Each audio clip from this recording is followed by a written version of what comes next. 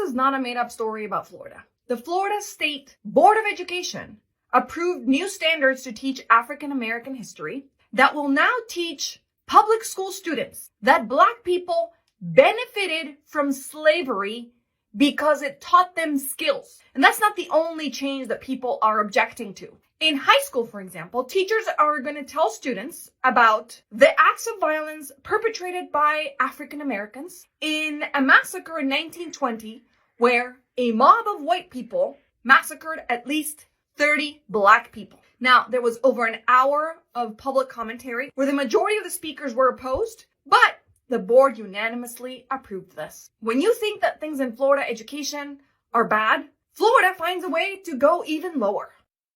Good morning and welcome to the Unshackled podcast with me, your host, Anthony Mukanya.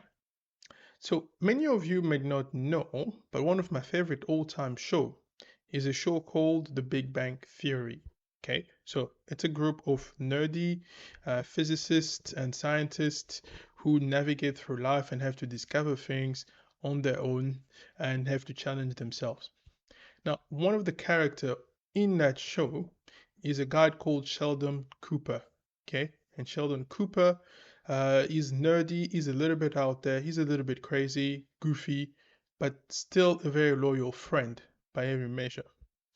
And the other thing is he absolutely loves trains. Now, I don't share his fascination with trains, but one thing that is true is that trains can take you from point A to point B.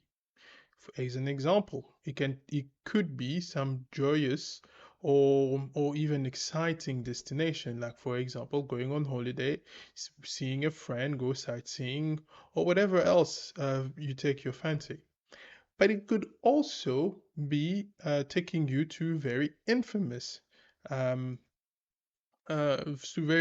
places, like when during the Holocaust, the Jews were packed on trains and sent to the concentration camp to their deaths. Very, very horrible. Okay? And sometimes those trains can also help the economy in terms of moving people and moving goods from one point to another. So, in that way, they play a very important function. Now, as many of you would know by now, I'm also a person who was born in the DRC. Now, the DRC has a very interesting story because between 1885 and 1908, the country was the personal property of King Leopold II, okay, who managed it and used it for his own purpose during that period of time, having convinced the European powers of the time, meaning the United Kingdom, France, Russia, and Prussia, that it could serve as a buffer zone between all those powers in Africa. And so it was given, so to speak, to him to manage as his own property. Now, one of those things that he did during his reign, or during that period of time, was the fact that at least 10 million Congolese people were killed building the rail lines going from Kinshasa to the sea, primarily. Okay, so during that period of time, it wasn't very easy. A lot of people died. As I mentioned, about 10 million, okay? And a lot of them also participated even later on as the country was now under, I don't know what I should say, the leadership, but it was definitely Belgium that were administrating the country. It's a huge, huge country with over 2.3 million square kilometer in size, okay? So just to give you a proportion, it's a little bit like 4 times the size of France at this present time. Okay, so it is a fairly big country. Now going back to the train that I mentioned. Okay, so that train was designed to take goods from the interior of the country, primarily Kinshasa, all the way to the small, short coastline that we have on the west side of the country. So not that but not that long. It was about 200 miles. But the construction of that line led to the deaths of so many people. As I mentioned once again, 10 million. Okay, so hence why he is not considered to be a good person in the context of the Congo. But another thing also happened very interesting that happened at the exact same time that people were also dying in the construction of those the train line as well as moving those goods from the interior of the country, as I said. The other thing was at least that some hospitals were also built along the way. And for whatever reason, whatever it's worth, along the way that where this train line was being built at the same time, hospitals also followed. And we have data from the time that showed that a lot of like the life expectancy also of those people who lived along the path of the train line increased. Especially, I want to talk about infant mortality, and also just the economic boom, which remain to this day one of the most active places in the country. So, what are we to make of that? And why is it that I started to tell you about trains in the first place? It's because both of those things that I mentioned were realities, were factual at the same time. So you had the king who was clearly who didn't value human life. He did not hesitate to sacrifice as many people. But at the same time, the fact that there were hospitals along the way that actually helped to reduce elements of phenomenon like child mortality also help. So how do you balance those things? Sadly, we have come to a point in our life where we've only learned one thing. And if you, which basically pretty much once again like the train, it basically come to consider that a train can only run on one rail and not the other. You and I would obviously say that it is absurd. And yet that's the point. So today's story is basically much like what is happening or what happened factually, historically, in my own country in Africa. We're going to look at what happened with a much larger phenomenon, meaning the slavery, both the transatlantic slavery and the Arab Muslim slavery. Both were happening on the continent, and we will be asking the question as to why is it that only, number one, why is it that only one type of slavery is actually talked about and not the other, when the second one, in fact, was for much longer, meaning from the 13th for about 13 centuries instead of 5 centuries. And why is it that now people consider that it is impossible to talk about, as in the case of Florida, because that is the main story that we're going to cover today? Why is it that people find it so hard to accept that even during something as horrible and terrible as what happened during the slave trade, people managed to be resilient.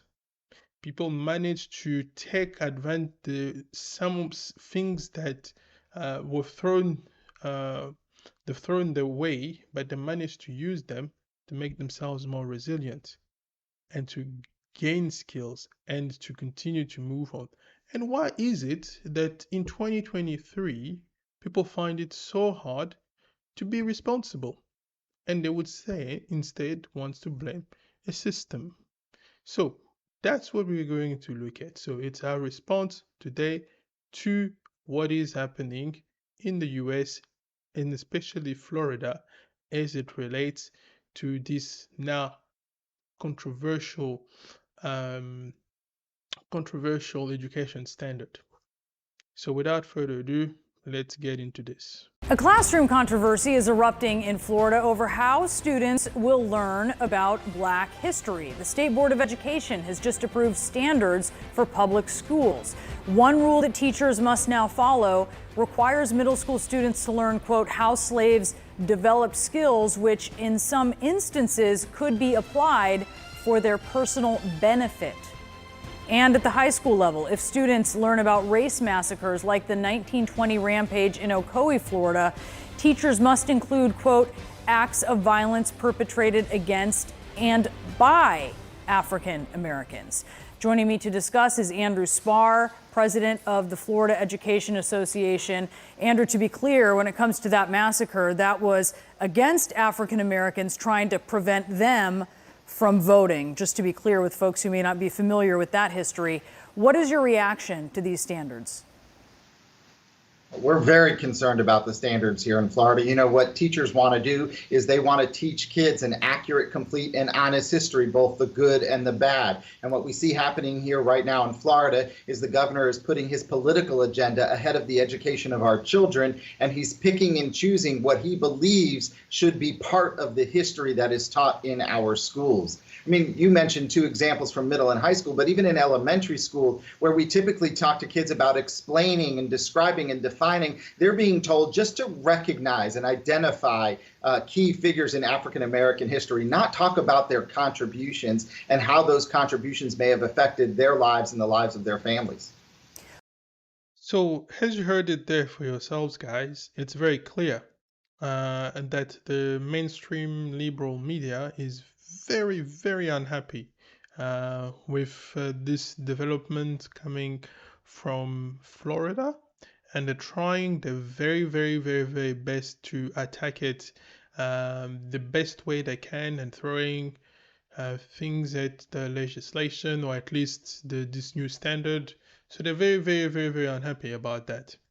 And as you heard there in that exchange, they're basically saying that it's not actually a true portrayal of the history of Florida, for starters. And a lot of other things that they're saying is basically the fact that it's not complete.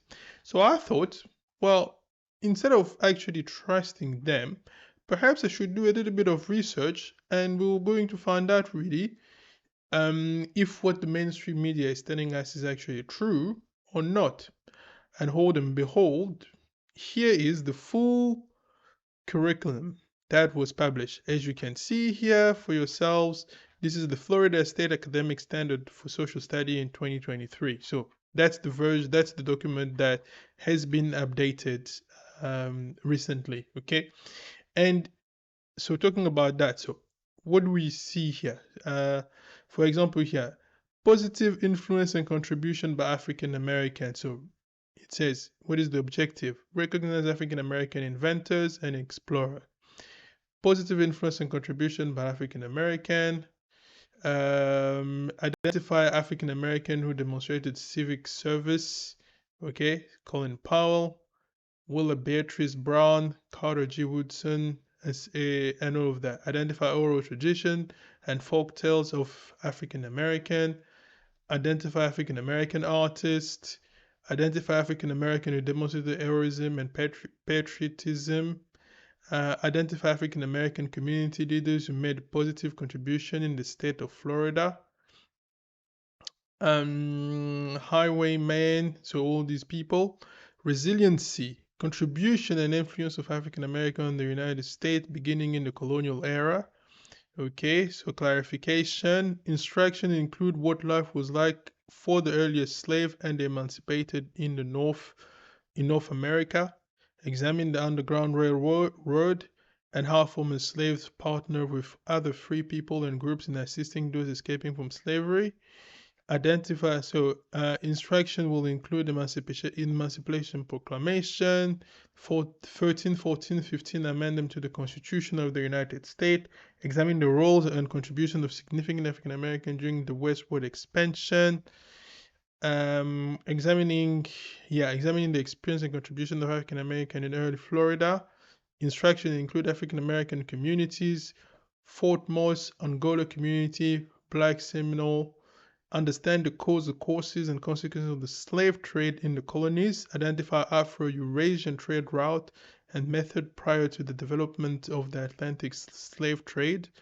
So instruction include how slavery was utilized in Asian, European, and African culture. Instruction includes the similarity and differences between serfdom and slavery. Instruction includes the use of maps to identify trade routes, and so on and so forth. Okay.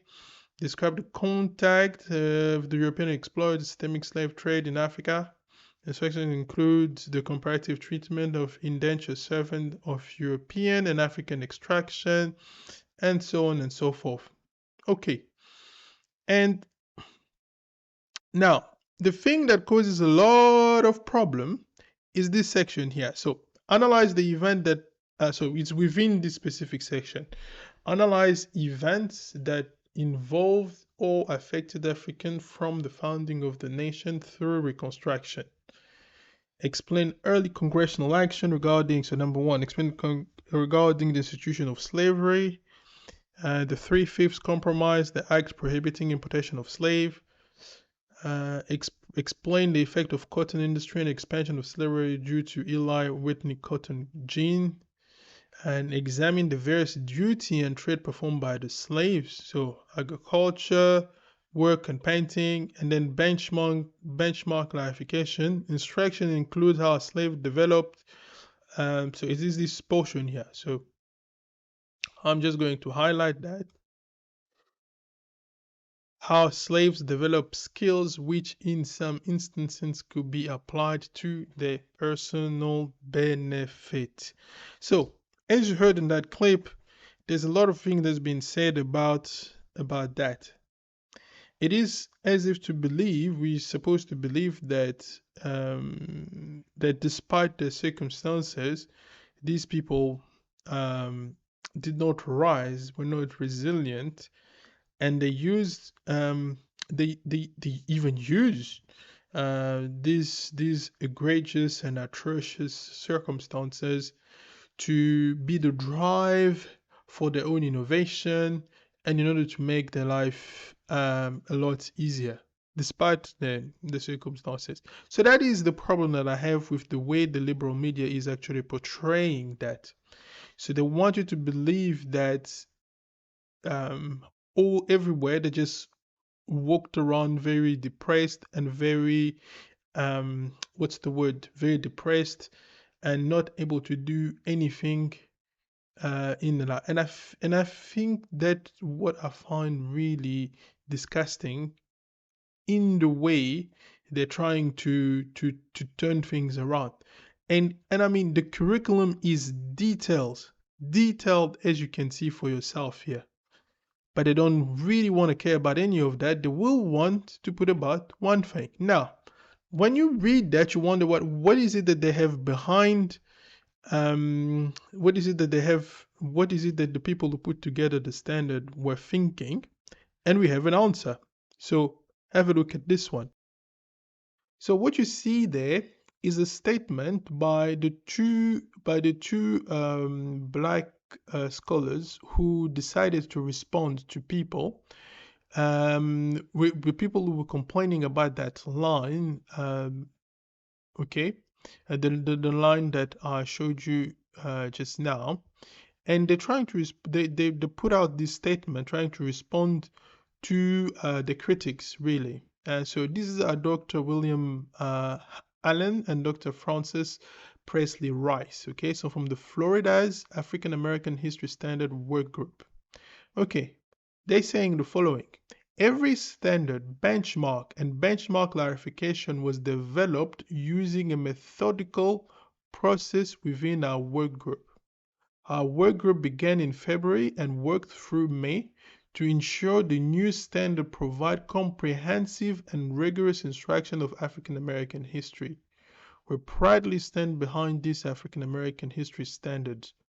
There have been questions raised about language within a benchmark clarification of standard SS 68A82.3, which says Instruction include how slaves develop skills which in some instances could be applied for the personal benefit. The intent of this particular benchmark clarification is to show that some slaves developed highly specialized trade from which they benefited. This is factual and well documented. Some examples include blacksmiths like Ned Cobb, Henry Blair, Lewis Latimer, and John Henry, shoemaker like James Fulton, Paul Cuff, Betty Washington Lewis, fishing and shipping industry worker like Jupiter Hammond, John Chavis, William Whipper, Crispus Atticus, and tailors like Elizabeth Kickley, I suppose, James Thomas, Marietta Carter, and teachers like Betsy Stockton and Booker T. Washington. Any attempt to reduce slaves to just victims of oppression fails to recognize the strength, the courage, and resiliency during a difficult time in American history. Florida students deserve to learn how slaves took advantage of whatever circumstances they were in to benefit themselves and the community of African descent. It is disappointing but nevertheless unsurprising that critics will reduce months of work to create Florida's first ever standalone strand of African American history standards to a few isolated expressions without any context. We encourage everyone to view these robust standards for themselves. So, you heard it all there for yourselves. So why is this important? Okay? Why is it important? It's because even for me, as a Congolese African, we've also had our own experiences. Okay, the word colonization. People on the continent, many countries, including my own, were also taken advantage of through colonization, through slavery. Okay, but most importantly, there was as I said to you again, the Arab slave trade, which was much longer. But hey, somehow nobody actually want to talk about that. And even today, there are actually still people living in Africa who are experiencing, who are living as slaves. But really, nobody wants to talk about that. Okay, we to believe that it happened and then it stopped, but really, it's complete nonsense. So, why is that important? Well, I am going to show you two points that I'm going to make. Is the idea that you are basically your circumstances, that you can never do anything to improve your own circumstances and being productive member of your society. So which means it just reinforces the idea that you are the perpetual in this case that you are the perpetual victim. And that's an idea that I wholly reject. Okay? Why? Again, I come from a country in the middle of Africa that suffered all of those things that you people are complaining in the US. And we also have civil war. One of the consequences of the civil war is twofold. And you will see the two clips that will address that. One fold is primarily the movement of people as they flee the conflict to go into refugee camp. Now, for those of you who don't know, but life in a refugee camp in Africa is extremely difficult. Okay, you sleep under tents, you have no access to food, sanitation is pretty much inexistent, and that's why very often you have diseases like Ebola and cholera that are rampant in those camps because it's really dirty and crass, and you cannot grow any food to eat, but you have to sleep in the tent, and it's really bad. So for those of you who don't know, you should research. So that's the first to say. The second thing that usually happen in a country that is sort of torn by war like that, and especially for women, it relates to the threat of sexual violence against them. Okay, that's a real thing. That's a real concern. Now, in the two clips that you've seen there, that you will see soon, what you will see is that in the first one, you will see a lady who lives right now. Well, I mean, this was in 2019, but back in 2019, lived in one of those refugee camps, and then used that, the fact that she was there, to learn the new skills, despite her circumstances. Okay. Number two, related to the threat of sexual violence or just violence in general perpetrated against women, you will see an example of two entrepreneurial women, two entrepreneurial girls who are faced with the issue of kidnapping and rape in the capital. They decided to use the brain to create an app to solve the issue for other women. So in both cases, I repeat, in both cases, those ladies did not let their circumstances define them. So I'm not so much interested in what happened in the past, as I'm interested in those who are actually and actively doing their very best to use their circumstances to improve themselves. So without further ado, let's get into this and then I'll come back to it. When I close my eyes, in 10 years' time, I can see myself being the biggest fashion designer. My name is Tabisha Esperance, and I am the best fashion designer in Kakuma refugee camp. I left Congo in 2010. We had an insecurity, and I was separated from my family. So I had to find a way to serve myself. When I came into Kakuma refugee camp, I didn't know what to do. But luckily, I studied fashion and designing in Congo, and claiming that I was a fashion designer, and most of the people wanted to test me. So they have to borrow me a machine, bring for me some fabric, a tape measure, and the scissors, and then I started from there. And since then, I am into business fashion in Kakuma.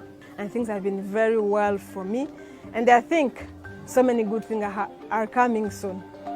This business has impacted my life. I don't rely that much on the food other refugees received monthly. I can feed I and my family. My children are studying in a private school here in Kakuma town. On my social media pages, I use my family as a model. I always produce to give clients the taste and the appetite to come to look for such things. My brand DNA is into family. Being a victim of a war in Congo, being separated from my family, and then coming to Kakuma, and then I found a family that I can rely on. So it's something that always inspires me.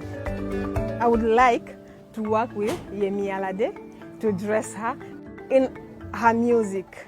Even if she can wear something that is not African, she always finds a way to put into it an African print.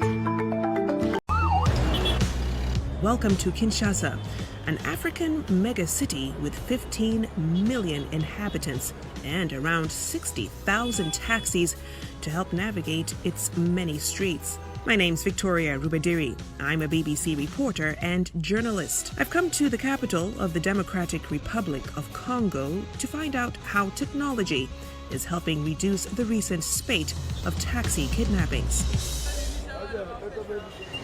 As you'd expect, with any megacity, getting around its many streets is not straightforward. Unless you have your own set of wheels, the only way to get around is in one of these taxis. But after sunset, taking a taxi has become riskier. Kidnappings in taxis are so common that they happen up to 5 times a week. En tout cas, ces tronçons ici, c'est là où les opérations se font généralement. Sarah was kidnapped while on her way back from work. Ils ont dit quand c'est lui qui était là, il a sauté, il nous a fixé, il a dit que personne ne bouge ici, sinon vous allez perdre votre vie. In some cases, the kidnappers take passengers' valuables and drop the passenger off in a deserted area. This is where they left Sarah. It's said that necessity is the mother of invention. Meet Ursula and Magali, two of Kinshasa's entrepreneurs who have had enough of living in fear. When I heard that people are getting kidnapped in the taxi and one of my cousins get kidnapped in the taxi, I was like, okay, we need to find a solution. We need to know how we can bring accessible mobility to all the population. They launched the Hoja app with an aim of making it safer for people to take taxis. Someone can download the application and through a very user-friendly interface can actually scan his car and get information about the driver, the associated car, and actually make the right decision as of whether or not to take a taxi. All right, so this is how it works. Pretty simple. Open up the app on my phone. Just hit the QR code scanner. Bring it up to the QR code. And in a few seconds, up comes a picture of the driver and the car, and you're ready to ride. That's it. So far, around a third of the city's taxi drivers have signed up to Hoja. Transport officials say kidnappings in Kinshasa are down. Remember how I said there were around 5 kidnappings a week? According to transport officials, there have only been 5 kidnappings in the last 10 months. It's good for business because if you spend your money to buy a taxi, you know at the end of the day your car or your taxi is safe. Hoja may not be the most convenient thing if you're in a rush for a taxi, but at least it lets you know who your taxi driver is and details about the vehicle. So what's next for the app? French telecom giant Orange has partnered with Hoja with the ambition of launching the app across other African megacities, including Lagos and Dakar. So to finish, why is it that I've taken you guys through this entire thing? The purpose is twofold. Number one was to show you that we cannot allow our circumstances, however bad they are, to define us. So that is an idea that I profoundly reject. We cannot let our circumstances define us. That, I will say it again, and that is the big problem. I don't want those ideas to define us. I want to believe that as people, we are resilient. Faced with extraordinary problems, we rise up to the occasion and will solve them. That's number one. Number two is the question that I asked earlier, is why is it that we are only meant to talk about one problem that happened in the past regarding slavery, when we know that the Arab Muslim slave trade was far worse, much far worse. Take a look. The Islamic world was very different from that in the West. Despite the larger total numbers of slaves sent from Africa to the Islamic world over the centuries, the surviving African population in these countries was much less than the tens of millions in the Western Hemisphere. In addition to higher mortality rates of slaves en route to North African and Middle Eastern countries, the survival and reproduction rates of African slaves there were much less than in the United States. While slaves in the antebellum South lived in families, even though they lacked official legal sanction for their marriages, both marriage and casual sex among slaves were suppressed in the Islamic world, and among the relatively small numbers of children born to African slaves there, the mortality rate was so high that few lived to adulthood. The sex imbalance among African slaves, far more women than men in the Islamic countries, and the fact that eunuchs were common among the relatively few African men, likewise precluded a vast African slave population in the Muslim countries. Among the European galley slaves in North Africa, there was even less chance for them to reproduce, and the European women who were domestic servants or concubines were in no position to leave behind European offspring raised in a European culture.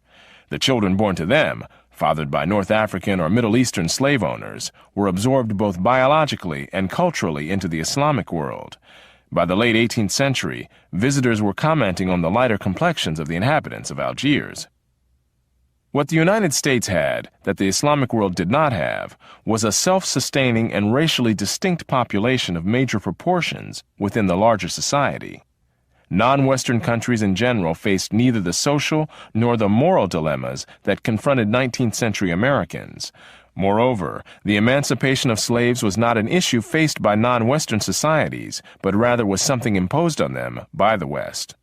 Even European powers with substantial slave populations in their Western Hemisphere colonies faced no major domestic social consequences from the freeing of those slaves, however much that might have economic repercussions, for their slaves were freed on the other side of the ocean. Both slavery and emancipation were peculiar in their consequences on American soil. It may be significant that the only other independent nation in the Western Hemisphere with a large slave population, Brazil, was the last Western nation to abolish the institution, a quarter of a century after the United States. So there you go, guys. So you've seen it and heard it for yourselves, right? And I think it is right to ask the question, exactly where are we going? What are we doing? Okay. I am sick and tired of people not teaching the right thing. You want to teach about slavery? Let's get to it. We will learn everything.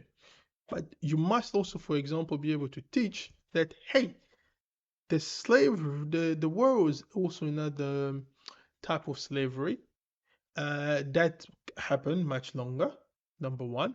And for those of you who actually don't know, even the word slave is come from Slavic people, mainly from the Balkans, meaning Bulgaria, countries like Bulgaria, Greece even, at some point, they were ruled under the Ottoman, and a lot of people who happened to be white were also slaves for centuries, until they rose militarily in order to prevent that from happening, and they were able to protect their own people. But for centuries, they were also used. Are we going to talk about that? Or I guess not, because the Arabs also enslaved Europeans a lot in the past. Okay? This is just how it is. The Arabs enslaved Africans for much longer. In fact, about 13 centuries instead of the 4 or 5 centuries roughly that the slave trade was running, the transatlantic slave trade at least. So why are we not allowed to talk about that? I guess it is also uncomfortable. So you're claiming that you want to teach the whole of history, but then you purposely cut a big part of it.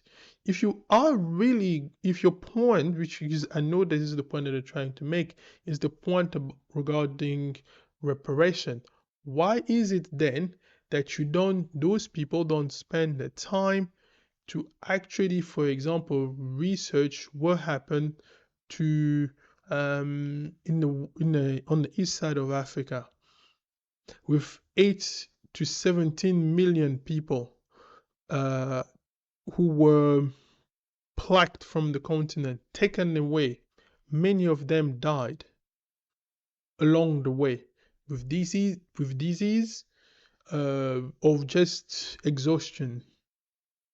So if we're going to make the point that reparation needs to happen, is it therefore not logical that the first people that we need to ask reparation from are those who were the first one to actually start the slave trade, the Muslims and the Arabs? But I guess no, that is simply inconvenient. You see, it doesn't fit with the narrative of intersectionality. You see, and that's why that is ignored. But if you really have to follow that, okay, number one, it's a fool's errand, because really reparation, nobody is ever going to. It sounds nice, but everybody knows it's never going to happen. But if you at least be consistent, you want to talk about that, fair enough. Talk about the one that actually attracted or caused the death of much more people, many more people. For example, we do not have trace, we don't have traces of that, but the reason why, for example, in the Arab world, we have so few black people who remained is because most men were castrated. That is the reality. And when those kids, when for the few of them who were not eunuchs and were able to have kids, most of them ended up not actually even being able to reproduce properly. So, and you can see that in the other videos, that other video that is going to come up. So this is the reality, guys. So I hope that people will understand what's the issue here, and at least be intellectually consistent with yourselves. You want to go after slavery? Let's go after slavery. And let's go after even the people who are today are also causing slavery to continue. If you're not prepared to have that conversation, then maybe not start it. That is just my opinion. So, I guess that is it for me today. Until next time, peace.